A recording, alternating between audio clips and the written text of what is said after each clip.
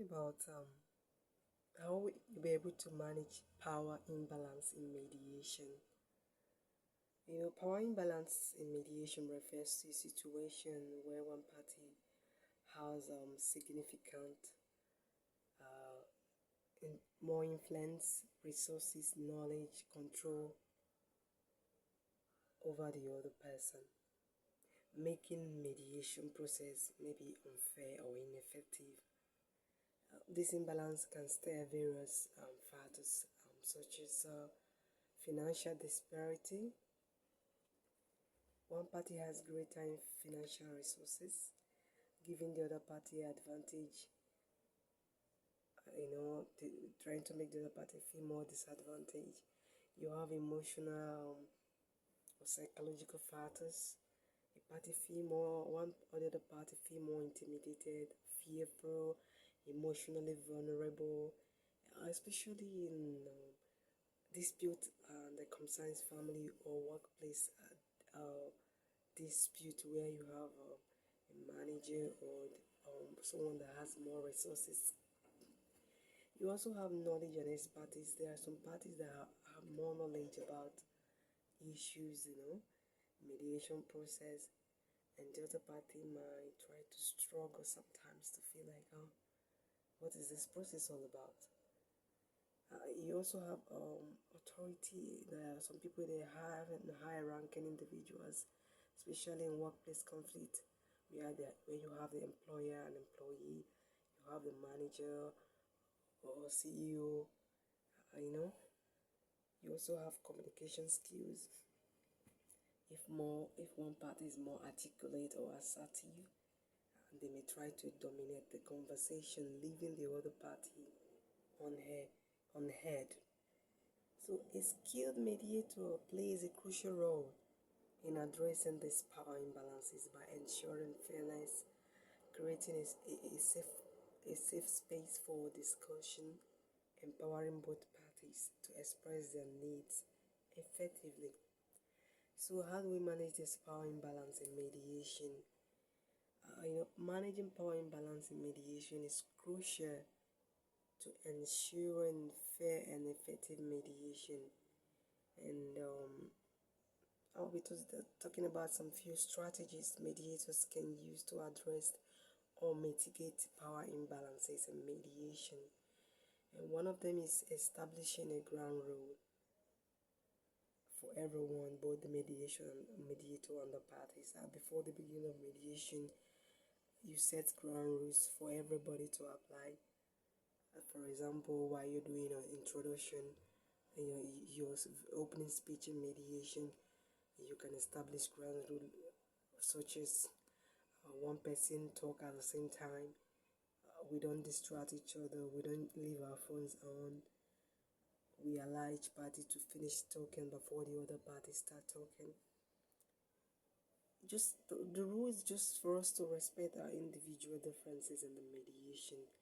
These are ways you set clear rules, respectful rules in communication, making the communication a very equal participation, where one person talks, the other person keep quiet, and for us to be able to hear each other. You kind of prohibiting intimidation, interruptions, or aggressive behaviors in mediation.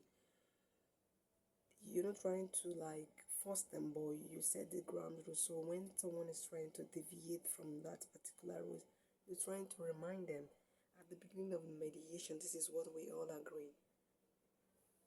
That's where you can control power imbalance. Create a safe and neutral environment.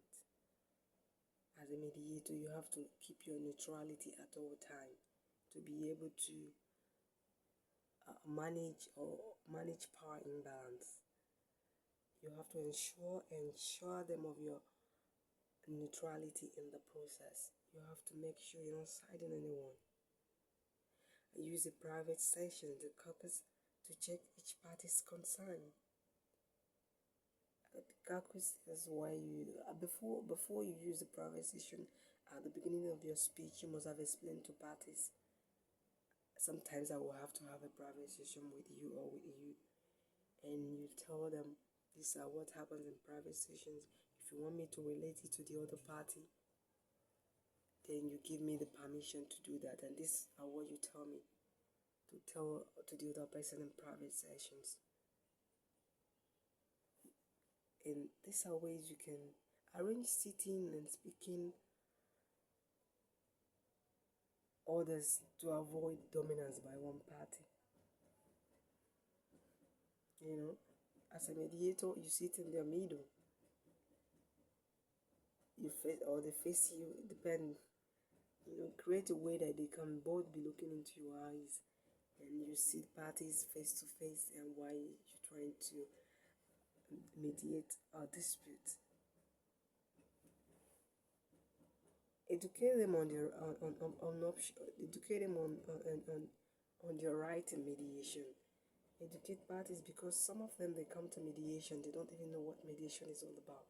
They don't know their roles. You try to, during your opening speech, you try to let them know their roles in the mediation, your role as a mediator also in the mediation process.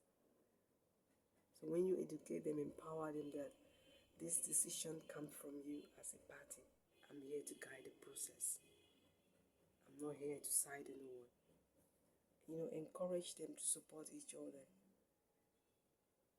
And I'm not saying support them means like you must agree to what I say, but they have to respect each other's views and try to move them to a mutual, when they're kind of trying to be a mutual interest, you try to move the party to that.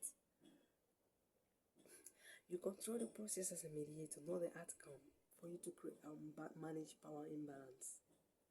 You control the process, the mediation process. You facilitate the process, and you make them to be you make them to be aware that the outcome belongs to them.